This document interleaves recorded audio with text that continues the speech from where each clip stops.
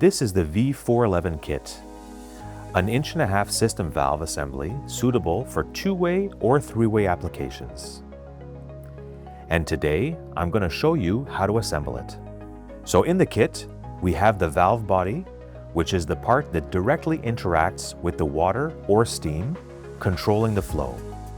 This particular model is an 1.5" valve with NPT threads. It is a 3-way valve, but can easily be turned into a 2-way by sealing one of the sides with this cap. We also have the actuator, which controls the configuration of the valve. They are available in different options such as 2-position, floating, or tri-state, and 0 to 10 volts DC modulating control. Finally, we have the linkage, which links and transmits the controls between the actuator and the valve body. We are going to start off by undoing the hex nuts from the valve.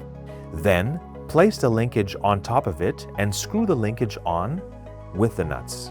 Now, connect the linkage stem and the valve stem, but before fastening them, you have to adjust the linkage arm for the correct travel, which depends on the configuration of the valve. Then, secure them together with a pitch pin and tighten the nuts on top of the linkage arm. Now, we'll assemble the actuator on the linkage in an A to AB normally open configuration. We start by placing the barrel clamp on the motor and locking the barrel. Then, we manually override the motor to bring it to the middle position. We set the dial lever in the mid-travel position before placing the motor on the linkage and tightening it.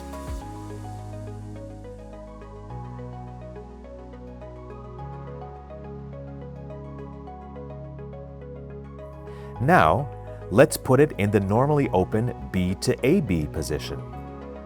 Unscrew the barrel, remove the clip, change the position of the barrel, turn the motor upside down. Replace the barrel and lock it in position with the clip. Override the motor to bring it to the middle position. Set the dial lever in the mid-travel position before placing the motor on the linkage and tightening it. Every valve comes with a yellow label that identifies the part number and tracking. There you have it. This is how you assemble a VE411. See you in the next one.